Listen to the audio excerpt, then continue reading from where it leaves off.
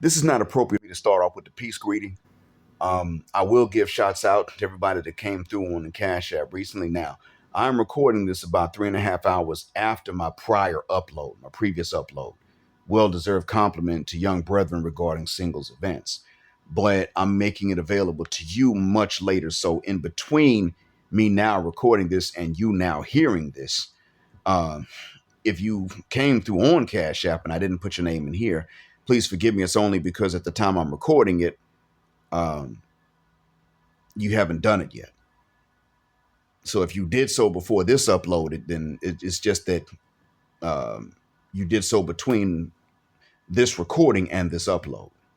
So in any case, let me get right to it.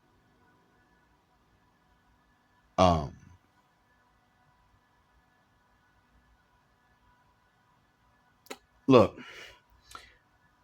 when you have local news, you know how back in the day, especially those of you 30s and 40s, you might remember how back in the day, if you wanted to see your local news, you probably had to go to their website a few years ago to see it.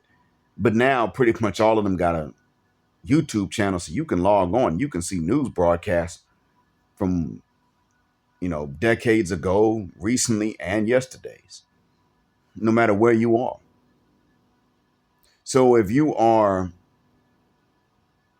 living in Miami, but you miss Mobile, Alabama, and you want that quaint down home feeling, you might you might go to Mobile's news channel's YouTube page, and catch up on the latest local news, and you ain't even there. You could do that. There were times when I would miss the Gulf Coast while I was living in Atlanta, but I couldn't log into the local news YouTube channel.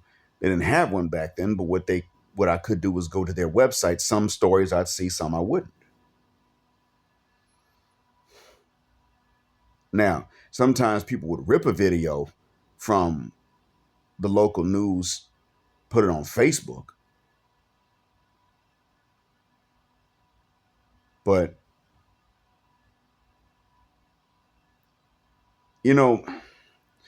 I went to Atlanta's news, WSB TV, I believe, and I saw what happened when that eviction took place of a beauty supply store in Clayton County in Riverdale, not far from Atlanta.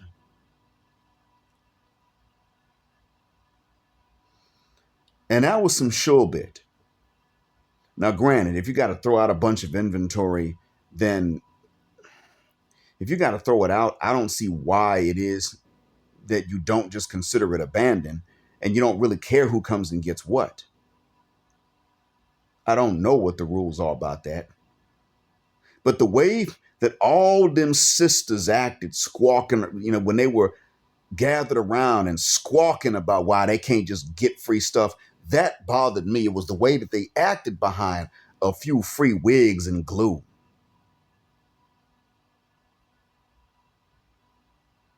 It's how they gave such importance to free Thit.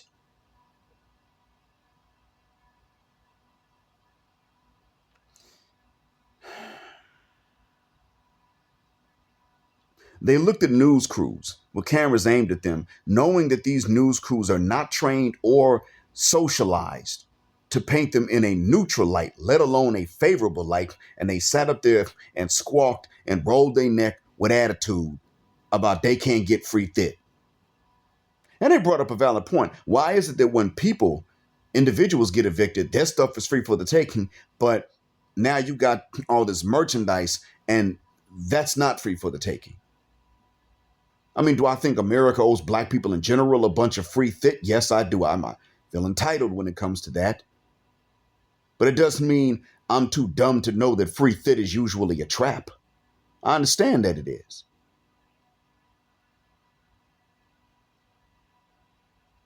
That's what it normally is. Free Thit is a trap. Always has been. Them sisters did not care. The belligerents was at an all-time high. And I want you to understand the shame was at an all-time low. But I want you gentlemen to understand what it was that you saw. They were behaving in such a way that many black men watching felt this urge to go and join the Ku Klux Klan. I heard one of our non-ADOS brethren actually say, they made me want to become a grand wizard.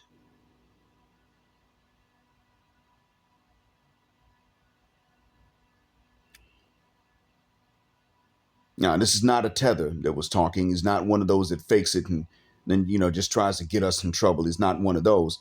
He was speaking actually out of sympathy for ADOS men. But when you look at how they act, I want you to know what that tells you. That shows you a cultural reason that you must be independent of the Western black woman.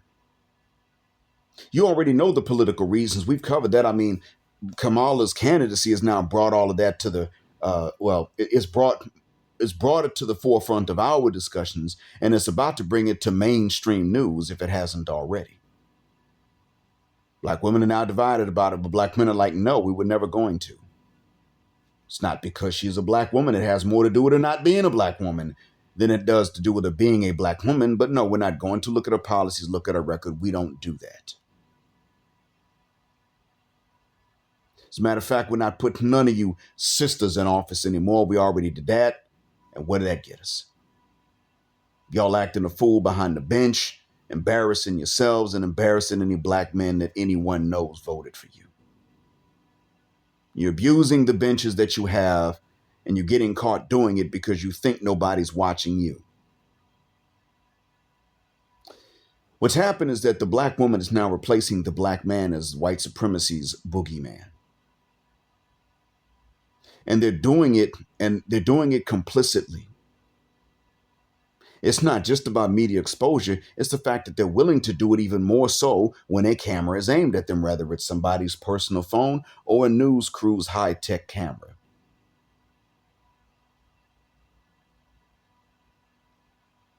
They got to show out, show their tail, twerk.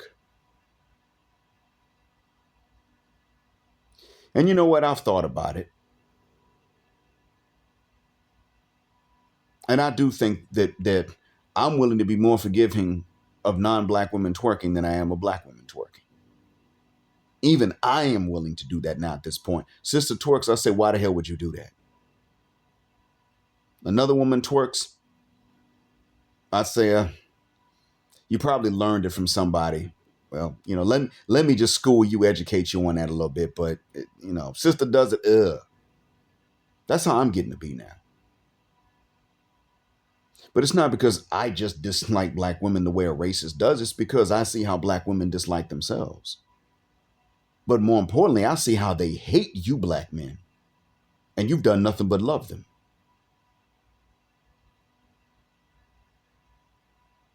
The ones that actually did dislike black women were the ones they wanted anyway. And they drove them away.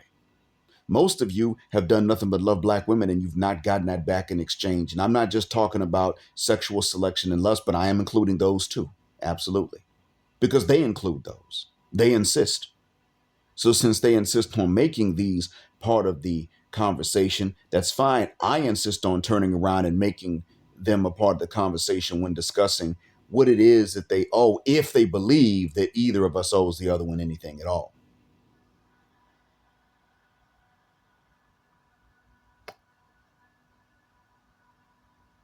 That's what it is that we're facing here.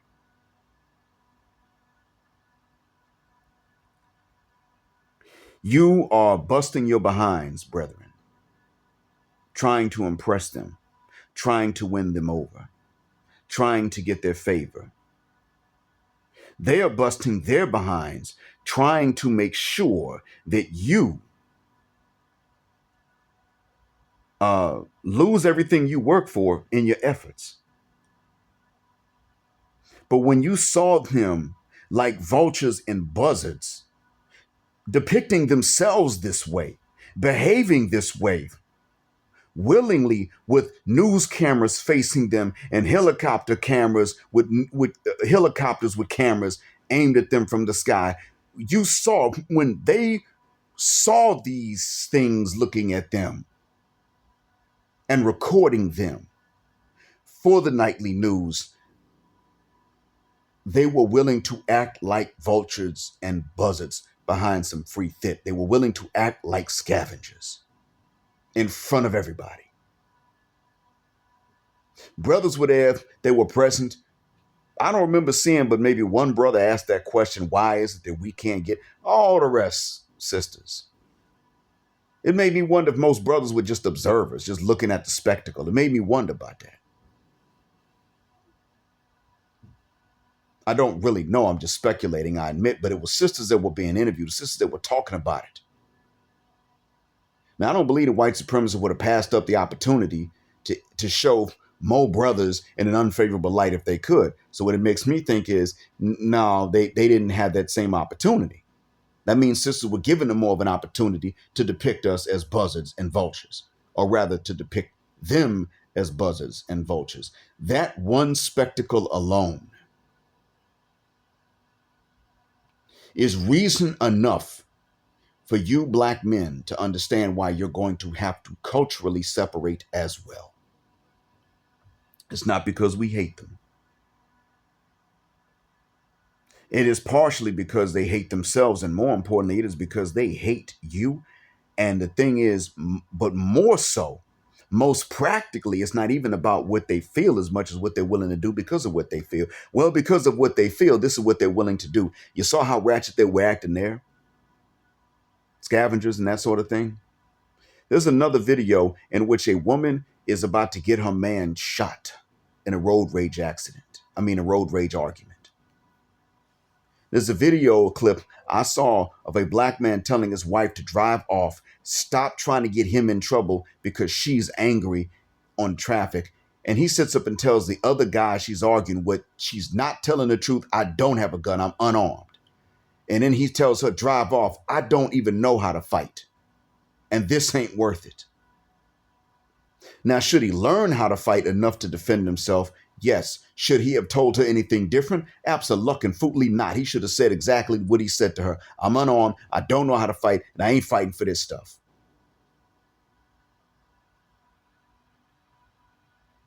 This is important. Black men, you are going to have to withdraw your protection, sometimes even from the black women that are related to you. Maybe even from the ones you agreed to marry, and you married them, not because you shouldn't protect them when they're in the right, but because they're looking for you to be their attack dogs when they're in the wrong.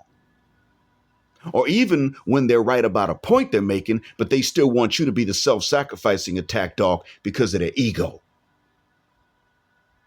That's the problem. And I'm going to say it. Black women of multiple nationalities have they have a problem, the same problem. And it is they're always looking for black men to get injured and dead for them.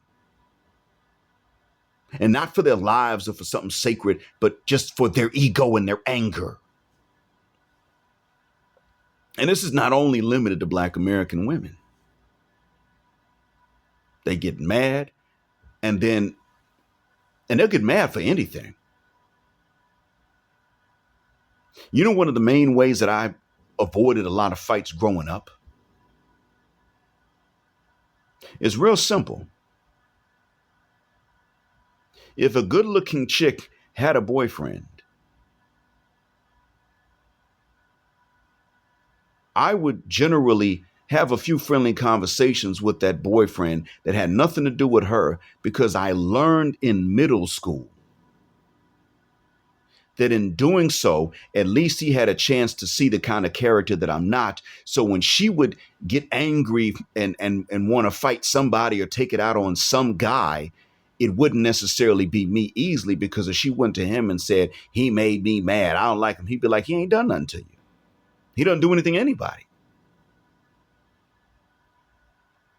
See, if I don't know nothing about him, then yeah, it's cool. It's easy for him to be like, okay, well, I don't like that ninja neither. And then, he's now somebody wants to fight me about something I never did. But if he knows at least my demeanor and my character, and he's going to sit up and say, wait a minute, I sit next to him in math class. We've had some normal conversations. He doesn't start anything with anybody. You got a temper problem. That's how I avoided a lot of fights with dudes, because chicks, especially cute chicks, would just get mad about anything and then want to take it out on some guy. Now, there's some guys that they will hit, and sometimes they would be willing to do that with me. The thing is that I was generally too fast, and I wouldn't let them get that close, because I'd also learned not to do that too. I also learned if a woman you don't know is getting too close, especially if she's cute, move away. She's about to strike. If she's in a bad mood and she's cute and she sees you, she's going to take it out on you, Black. So I learned that if a cute chick, or if she thinks she's cute, gets upset about something else, I go and imperceivably find some other unrelated reason to be behind a bigger, darker brother. Not so that he would catch the brunt of it, no, but so that she would not see me and then she wouldn't think to take it out on anybody. I learned that at a young age, 3 decades ago and some change. Now, at the time that this went on, I was one of the few guys who would get singled out for this kind of treatment. Now, as I stated before, since these 3 decades have gone, it's gotten to be, actually within the last decade, I'd say it's got to be more generalized. They're willing to do this to most of us now at this point. Take their anger out on a few of us physically. Now, since I'm a little fatter and bald-headed and got more facial hair, they're less likely to do that stuff with me. But get a guy to do it if they can make him mad enough? Oh, God, yeah. Why not? And it's the same with you. So we got to culturally as well withdraw from them, because when they act like this, you already know that if they're that materialistic and obsessed with free Thit, but they're not willing to work for it, then what are they willing to do to get free Thit? They're willing to pit man against man in order to get whatever they want. They will not labor for it. They will not work to build anything. They will not do that. Instead, they're going to simply just pit man against man to get it.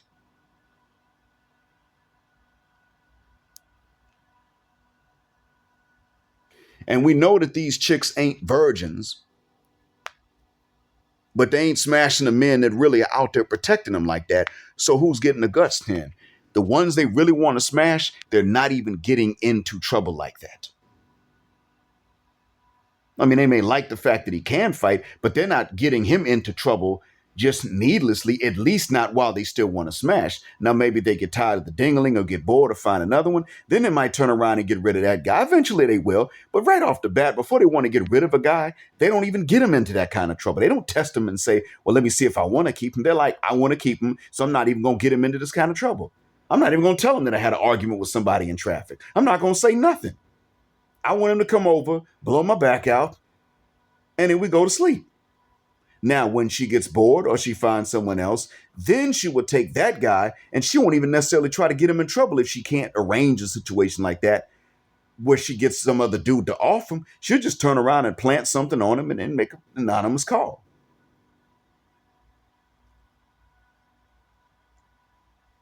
That's it. Well, yeah, listen, there's this call with this tag number.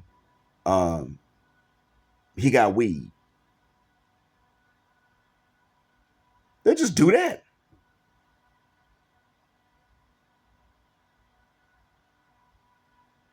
Get him thrown away. And then just to keep him in the back pocket, they go visit him while he in prison, put his money on his books, and act like she just holding him down.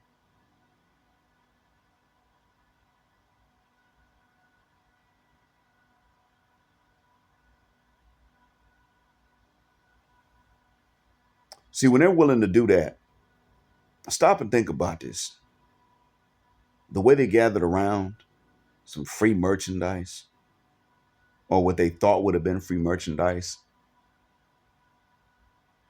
showed that they were giving a priority to that over the well-being of one of their own men. Because if there had been a man that needed some help, there would have been no crowd. There would have been no attention paid to that level. Somebody might have been willing to call an ambulance or something, but that type of crowd would not have been around there talking about some, this is what we seen and this is the perpetrator. Nope, wouldn't have been none of that.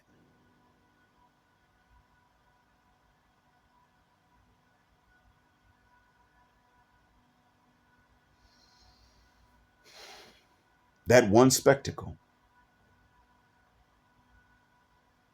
and the carelessness with which they made this spectacle of themselves and handed this footage over to enemies who've been hating us for centuries tells you that if we're going to move up, we got to culturally separate.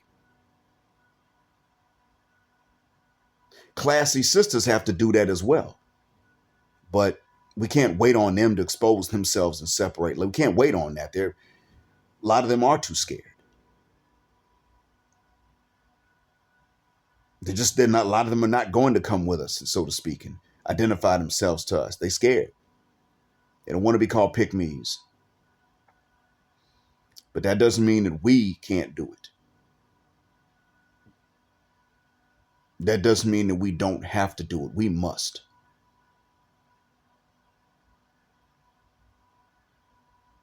We are required. They're not going to give us an option. They're not going to give us a choice. See, you are not going to let just some free stuff that got thrown out of a business that's being evicted from its address stop you and distract you from what you got to do to rightfully earn the things that you own. You're not going to do that. You know not to let somebody distract you with that sort of thing. But you saw them sisters out there neck rolling, finger snapping, crowding around. If there had been anything constructive in there, they would not have taken it. And how do I know? I worked once at a little cheap jewelry store in Atlanta. I won't say where, it was within the city. But the owner bought the jewelry store from a previous owner, and he thought he would be selling jewelry. And what he quickly learned, long before I got there to help him, was that it wasn't jewelry. Nobody was going there for the jewelry that he had. He had bought the store with the inventory, thinking, okay, I'll just sell the jewelry. And he found that it wouldn't sell. So the inventory with which he bought the store and the whole business, was jacked up.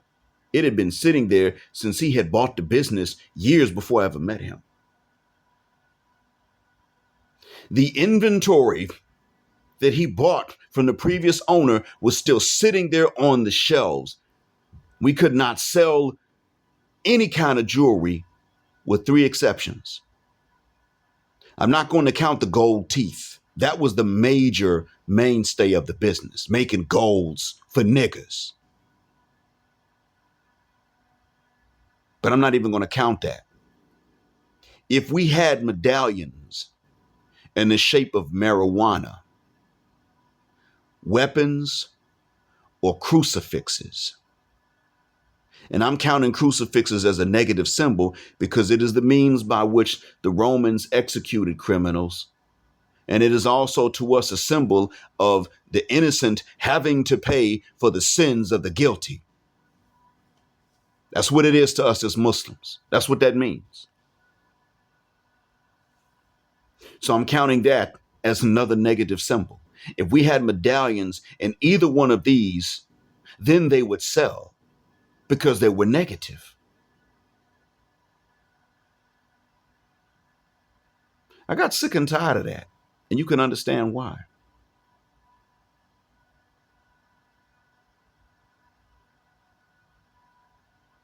Sick of that mess.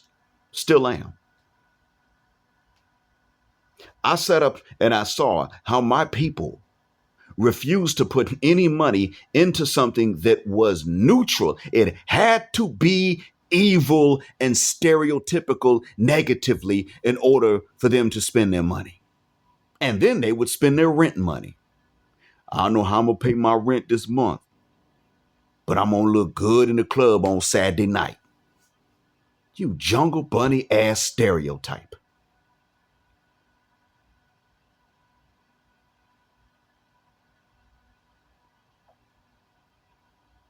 Yeah.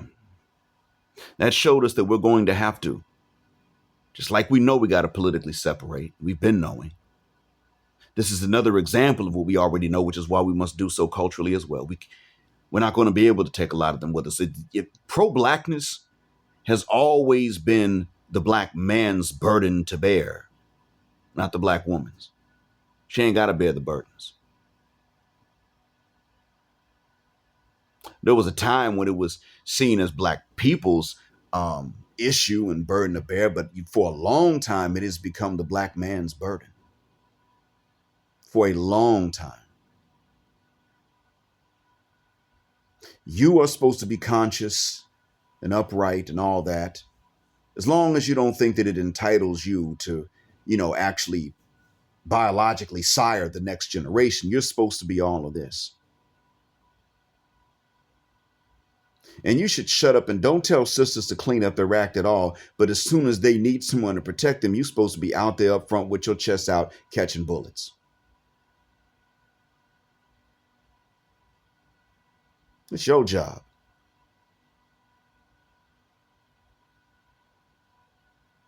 And them same sisters that was out there squawking like buzzards and vultures behind some Freeth Thit are the same ones that want you to get out there and be their protectors and be their providers. But they don't owe you anything even if you do protect and provide. Same ones. You almost wonder what it is that they want out of life, because eventually they seem to become obsessed with just getting away with being the worst they can be. And the weave just goes along with it.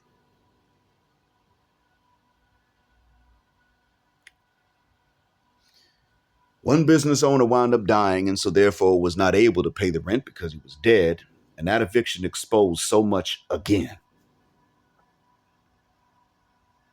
And apparently another eviction, a bar eviction, happened, but I don't have enough information on that yet to say if that was similar to this or not. I just want you to remember, gentlemen, you are required to fit the guck up and walk the F away. When it comes to sometimes, I'm not going to say your own moms and your sisters, but for some of you, it's even them. But the sisterhood to which they belong, yeah, you will have to. You don't have an option.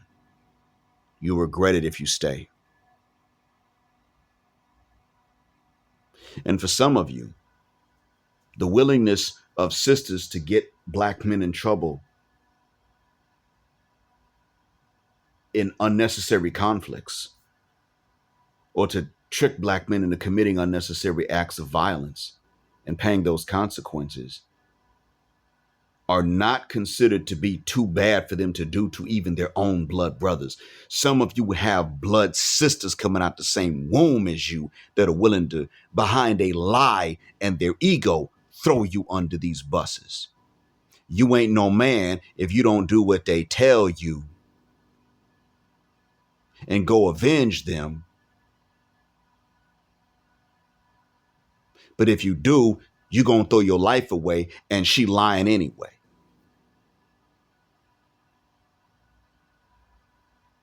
And she still and even if you find out she lying and you say you were trying to get this dude killed, behind nothing. She'd be like, well, you still a coward because if I told you, you were supposed to go out there and do him.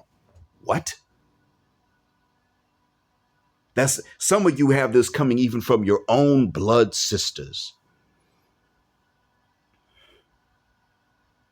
They're willing to lie on you or get you to do something that will get you thrown, buried alive in a cell block or even in a cemetery. Some of you are facing that from your own blood sisters. So be careful, gentlemen. It is imperative that we walk away from the sisterhood. As many of you tell me, these are not our women. I'm not even calling them sisters because they're our sisters. I'm calling them this because that's what they are to each other. They're not such to us. I hope that what I've said is a benefit. Thank you for listening. As always, black heart, black mind, blackout, assalamu alaikum, black heterosexual power, black heterosexual non-select male power because they don't like it. And black patriarchy until extinction of Judgment Day. And thank you for flying with us here again on Jet Black Airways, where the phrase jet black is also a verb. We invite you to join the business or first class sections of Jet Black Airways at buymeacoffee.com. Link is in the description. Keep jetting black with us until the wings and the wheels fall off. Gender justice forever.